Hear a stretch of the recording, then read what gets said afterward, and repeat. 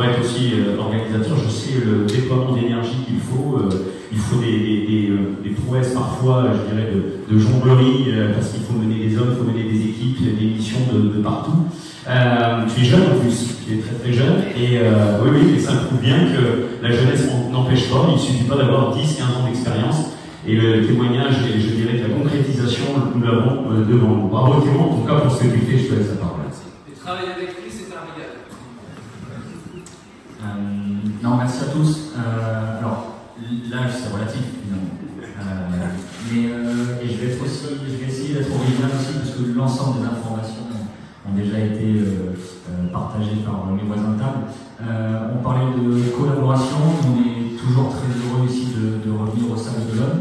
Alors, je parle pour moi, directeur de course, mais je parle également pour l'ensemble des équipes Ironman, qui se font à cœur joie systématiquement tous les ans. Fin juin, début juillet, d'être présents ici, de partager, on parlait tout à l'heure des bénévoles qui sont vraiment encore une fois indispensables pour l'organisation de cette course. Indispensables également comme nos partenaires institutionnels qui nous permettent d'organiser cet événement, de faire ce qu'il est aujourd'hui. Ça fait effectivement pour la 5e édition qu'on est présent ici au Sable. On était de nouveau sur le podium l'année passée, on était 2e au classement.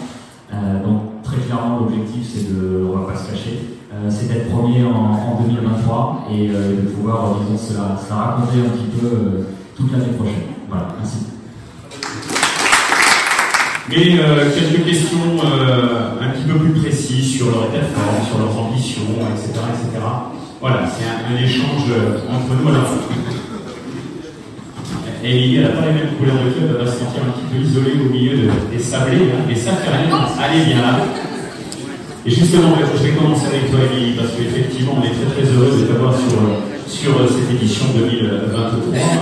Tu as basculé, je dirais, sur la longue distance après de magnifiques performances sur la courte distance, en équipe de France, etc. On va parvenir sur tout ce parcours, mais malgré tout, avec même un titre de championne du monde, du 23. Donc voilà, un parcours des plus retentissants chez les féminines en France. Et puis voilà, c'est le passage sur le label Ironman. Alors donc évidemment, le 70.3 des Sables de l'Homme est vraiment très très heureux de t'accueillir parce qu'on sait que là, on va avoir forcément une athlète qui va jouer tout simplement la gagne. Je pense que tu n'es pas un dossard pour venir faire de la figuration. Alors on a envie de te demander tout simplement, c'est quoi l'état de forme, la motivation et pourquoi les Sables de l'Homme? Merci pour cette présentation. Moi, je suis très contente d'être ici. J'ai eu un petit passage à vide, donc là, je monte bien la pente, donc l'état de forme, je ne peux pas dire qu'il est mauvais, il est bon. J'ai toujours des petits soucis de santé pour cette partie course à pied, mais j'ai pas envie de parler du physique, j'ai envie de parler plutôt du mental, qui est vraiment bon. Et après des moments difficiles aujourd'hui, je suis vraiment heureuse dans ce que je fais, pour ce passage en distance. Je suis ici avec ma team. Respect, et ça c'est vraiment hyper important pour moi d'avoir pu fédérer tout un monde et d'avoir pu choisir ces personnes-là, d'évoluer où je veux, quand je veux, et vraiment très fière de tous les gars qui sont là. Et les Sables, la Vendée, ça m'a toujours réussi. Déjà courir en France, c'était hyper important pour moi, de prendre la voiture et pas prendre le vélo, et sortir le vélo de la voiture et hop c'est parti. Donc ça hyper important. Et quand je suis arrivée ici, j'ai fait un footing à 20h, d'ailleurs je me suis abîmée mes périodes, mais c'est pas grave, on passera. Dans le sable, j'étais trop heureuse, je sais pas, l'ambiance, l'odeur, tout ça, j'ai vraiment adoré, c'est ma première fois au sable. Donc ça annonce une bonne course, parce que quand je suis dans cet état d'esprit, normalement ça va.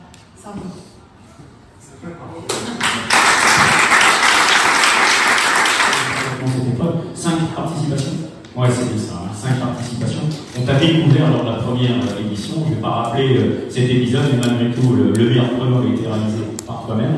Carrière handballeuse, on en a parlé des multiples fois, mais en revanche, aujourd'hui, tu es une vraie triathlète à part entière qui court sur le label 70.3, sur le label Ironman.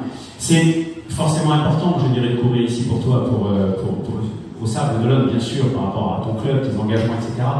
Mais est-ce que, toi qui as couru sur d'autres destinations, est-ce que il y a une pression particulière? Est-ce que tu l'abordes différemment?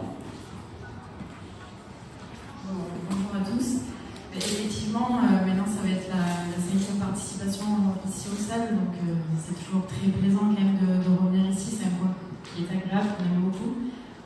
bien accueillis et puis ça permet aussi de retrouver tout l'ensemble du club.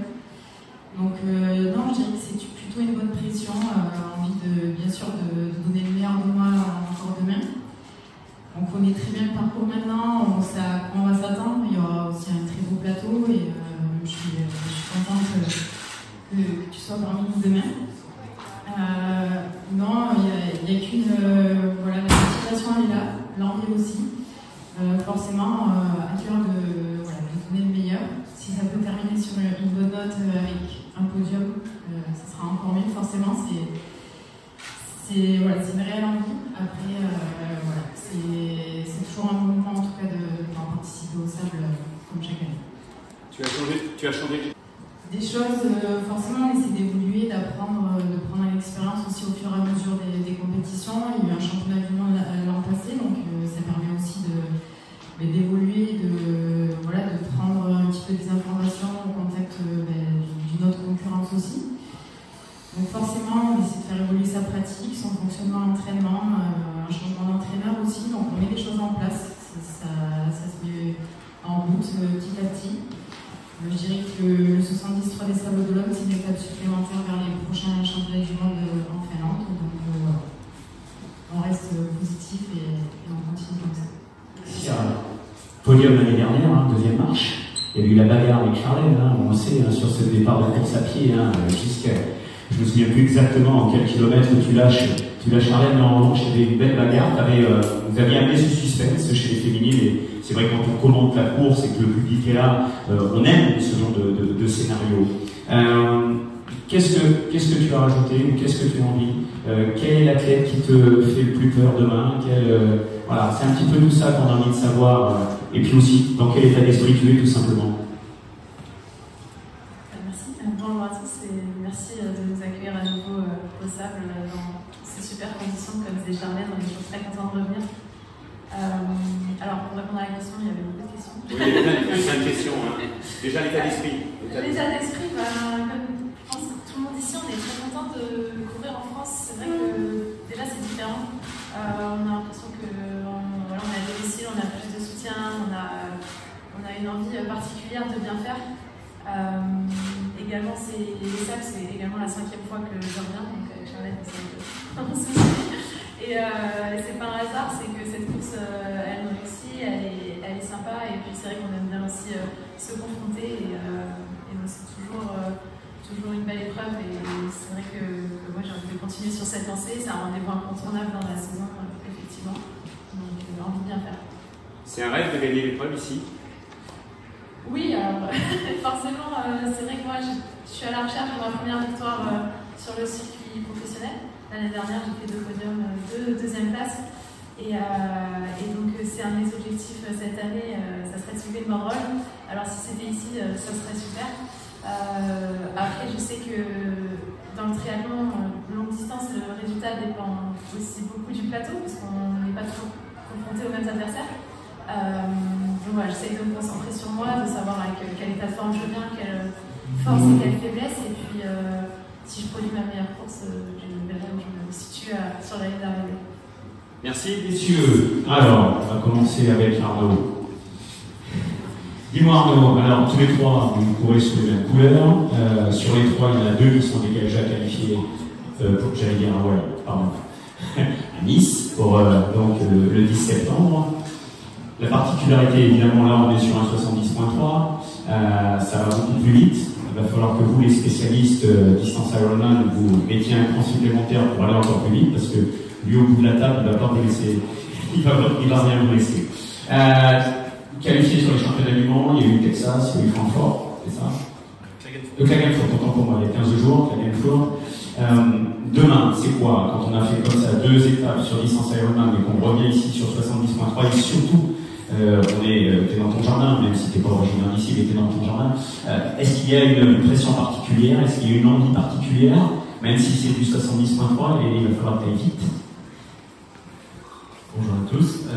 Oui, effectivement, de passer du 73 à l'Ironman au 73, c'est toujours un choc, surtout quand on se retrouve contre des concurrents comme Pierre qui, eux, préparent tout ce qui est JO et ça va super vite. Donc on sait que Pierre est la personne la plus rapide du plateau. Après, voilà, c'est comme on a dit tout à l'heure, les amis sur la table, c'est une course d'un jour et tout peut arriver. Après, voilà, j'ai pas la prétention de courir aussi vite que Pierre et de rouler nager aussi vite que lui. Mais voilà, après, on verra comment ça se passe. Musculairement, ça a été 15 jours compliqués après Klagenfurt. Et là, cette semaine, les jambes sont, on va dire, revenues un petit peu. Après, c'est le manque de vitesse peut-être qui va me pêcher, mais on verra bien. On va dire que j'ai une fraîcheur mentale et musculaire parce que j'ai pas fait de séance spécifique depuis l'Ironman, et c'est surtout que la course va être 2 fois plus courte, donc ça va passer vite. Et après, voilà, la bagarre, si on peut avoir une bagarre comme les filles ont eu l'année dernière aussi, ça peut être super pour le spectacle. Je pense au public qui est toujours là aussi sur les bords du remblai. Voilà, ça peut mettre de l'animation et ça peut être génial. Après, si c'est pas pour la première place, pour la deuxième ou pour le podium, peu importe, une belle bagarre, ça serait super. Le public ici, Arnaud, toi qui cours un petit peu partout dans le monde, le public c'est particulier. Je dirais que cette concentration sur le remblai, on le ressent quand on est sur la course à pied. Oui, c'est ça. En fait, déjà, il y a 2 boucles maintenant. Donc, c'est vrai que le public est vraiment au niveau de, on va dire, il y a un petit virage là, sur le remblai. Je ne connais pas les lignes, mais le public est vraiment attroupé vers cette zone-là. Et quand on passe à chaque tour, ça donne la chair de poule un peu. On va même un peu plus vite sans s'en rendre compte. Et ouais, c'est quelque chose d'exceptionnel, cette proximité qu'on a avec le public, et ça fait du bien. Un petit peu émoussé, mais on n'en doute pas que tu seras au rendez-vous demain devant ton public, au milieu de tes amis de club. Léon, on reste avec le même club. Léon également qualifié pour les championnats du monde, les Fast Ironman World Championship de Nice. Donc le 10 septembre, une qualification que tu as obtenue dès le début des saisons, avec une victoire en Afrique du Sud. Et je l'ai titillé un petit peu parce que après cette victoire, effectivement, ça a été un petit peu plus compliqué. Et là, tout à l'heure, on discutait et tu repars sur une grosse préparation, 14 semaines de préparation. Mais ça passe aussi par des rendez-vous comme demain. Courir chez soi avec les couleurs du club local, c'est quelque chose aussi qui peut te transcender, qui peut t'aider à retrouver, je ne sais pas que tu l'as perdu, mais malgré tout, à retrouver ce dynamisme, cette envie de gagner, cette envie d'aller au-delà pour aller chercher les places d'honneur. Bonjour à tous, merci Stéphane. Ouais, comme tu le dis, ça a été assez compliqué en fait après l'Afrique du Sud. En fait, une préparation au milieu de l'hiver et ensuite dès la première course de la saison et début mars, hein, c'est très tôt. Et après ça, c'est un peu bon, qu'est-ce qu'on fait maintenant? J'étais un peu lessivé mentalement et physiquement. Et en plus de ça, on a déménagé, emménagé dans une nouvelle maison, etc. Donc pas mal de changements. Et voilà, j'ai fait une course du PTO dans le début mai qui s'est vraiment très mal passée, mais en même temps, je me suis rendu compte que mentalement et physiquement, j'étais pas prêt. Et ça m'a permis de juste prendre un pas en arrière et me focaliser sur le gros objectif de la saison qui est à Nice. Donc voilà, j'ai pris des nouvelles bases et je suis parti dans une nouvelle dynamique. Et là, je suis en forme aujourd'hui. Bien sûr, j'aimerais être encore plus en forme en septembre, mais je suis en forme et j'espère que demain ça va se solder par une bonne course. Je suis particulièrement en forme à pied et j'espère que je pourrai le démontrer sur le semi. J'ai eu la chance de venir ici pour assister à la 2 Vendée Globe. J'ai un ami, Tanguy Delamotte, qui a été ici 2 fois, donc j'ai connu l'expérience du chenal tant au départ qu'au retour. Et je pense qu'on va avoir un peu de cette énergie que j'avais trouvée vraiment, vraiment magique. J'espère la retrouver un petit peu demain aussi. Très bien. Une bonne course, c'est quoi le résultat? C'est une course, non, c'est toujours une course sans regret, sans soucis mécaniques, sans chute. Voilà, l'impression d'avoir tout donné et que ça se solde par une première place ou une 5e place ou même une 11e place. Au final, voilà, si on n'a pas de regret, on peut vraiment pas dire que c'est une mauvaise journée. Le nom du titre, celui qui effectivement demain va devoir remettre en jeu sa couronne vainqueur sortant sur l'édition 2022.